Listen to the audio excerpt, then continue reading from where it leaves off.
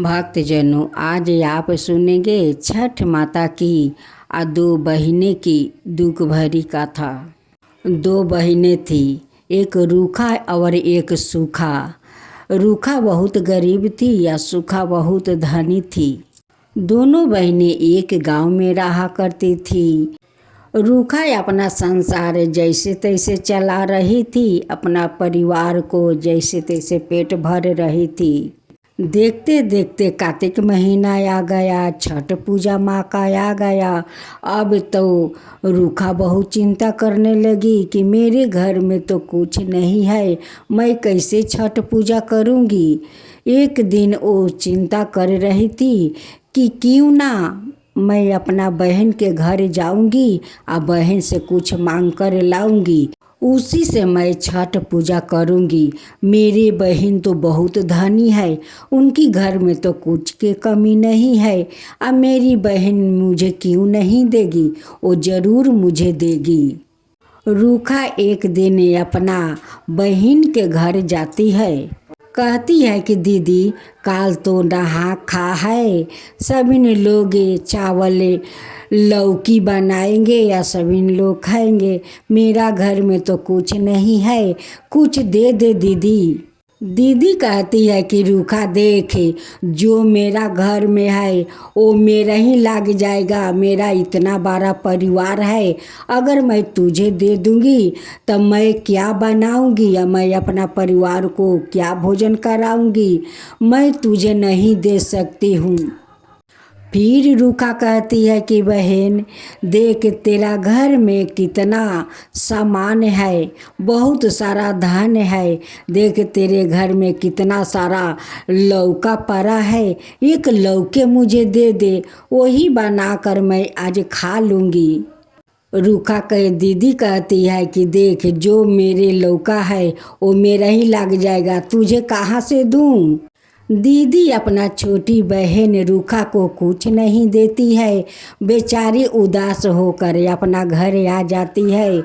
छठ माँ से कहती है कि छठ माता, मुझे इतना गरीब क्यों बनाई कि आज मेरे घर में कुछ नहीं है।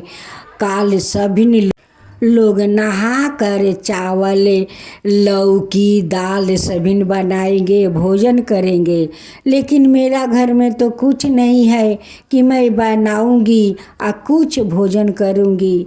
मैं क्या करूं। हे छठी मैया, आप मुझे इतना गरीब क्यों बनाया।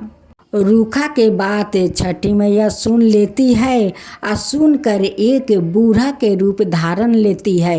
धारण लेकर लौका एक पोटली लेकर आती है। कहती है कि बेटी, तू क्यों उदास है। देख, मेरा तो कोई नहीं है, मैं भी तो छठ पूजा करती हूँ। देख, ये सारे ले जा, लौकी है, ये पोटली में कुछ खाने पीने के सामान है, ले जा बनाओ, मैं भी तेरा घर ही भोजन करूँगी। रूखा ले जाती है, घर में भोजन बनाती है और उस बूढ़ी माई का इंतज़ार करती है कि बूढ़ी माई तो आएगी भोजन करने, तभी मैं भी भोजन कर लूँगी। जब ले बूढ़ी माई नहीं आएगी तब ले मैं भोजन नहीं करूँगी।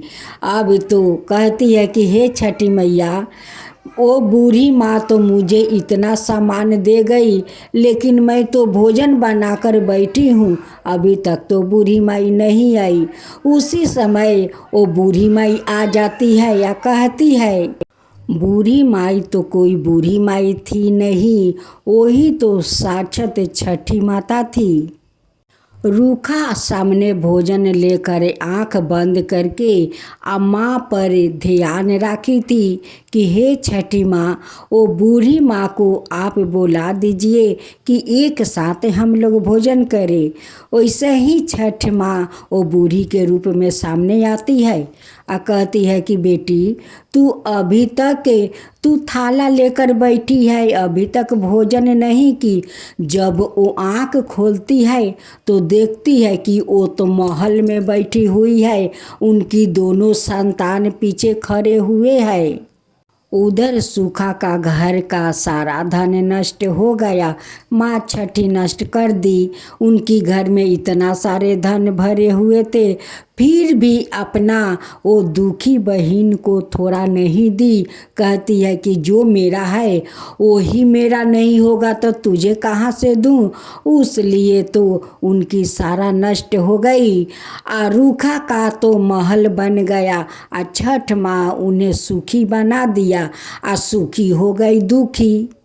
एक दिन रूखा के दीदी आती है तो उनकी घर देखकर कहती है कि यहाँ पर जो झोपड़ी था यहाँ पर इतना सुंदर महल हो गया। अब तो अंदर आकर देखती है तो उनकी बहन तो सूखे सूखे है। उनकी घर इतना सुंदर हो गया है, इतना घर में धन भर गया है। अब तो सुखी देखकर रूखा से बहुत प्यार से बात करती है। कहती है कि बहन ऐसा तेरा कैसे हो गया। इतना सुंदर महल, इतना घर में धन कहाँ से तेरा अचानक आ गया। रूखा कहती है कि दीदी ये तो छठ माता का कृपा है। उन्हीं के कृपा से तो ये सब हुआ है। उनकी बहन कहती है कि रूखा ये सब कैसे हुआ, क्या किया कि इतना सारे धन दौलत महल हो गया। वो कहती है कि मैं तो छठ माँ के पूजा किया और उन्हीं ने सब कुछ दिया है। सूखा कहती है कि मैं तो बर्बादी हो गई बहन, मैं तो बर्बादी हो गई। मेरा घर में कुछ नहीं है, खाने पीने के लिए कुछ नहीं है, सब कुछ नष्ट हो गया। तब रूखा कहती है कि दीदी नहा खाए के दिन मैं तुम्हारे घर गई थी कि दीदी कुछ देगी तो मैं नहा कर भोजन बनाकर वही खाऊंगी, लेकिन तुम तो इनकार कर दी, कुछ भी मुझे नहीं दी। तो देखो छठ माँ के कृपा से मेरा घर में सब कुछ आज भरा हुआ है। मेरा महल देखो कितना सुंदर है, उन्हीं के कृपा से है। सूखा कहती है रूखा से कि रूखा मैं भी छठ पूजा करूँगी, मुझे भी तू छठ माता का विधि बता दे कि कैसे करना होगा, मैं वैसा ही करूँगी, मैं भी छठ व्रत करूँगी। फिर अगले साल छठ पूजा आया। सूखा बहुत श्रद्धा भक्ति से छठ माता का पूजा किया। फिर छठ माता को उस पर दया आ गई। छठ माता फिर उन्हें जैसे के तैसे कर दिया। उसी छठ पूजा के कारण रूखा भी सुखी हो गई और सूखी भी सुखी हो गई। अब दोनों बहन अपना अपना घर में राज करने लगी। तो हे छठी मैया, जैसे आप रूखा को दिया वैसे ही सबको देना। जैसे सूखा को आप माफ़ कर दिया, उनकी सारे संपत्ति लौटा दिया, वैसा ही सबको लौटाना। हे छठी मैया, जय छठी मैया, जय छठी मैया।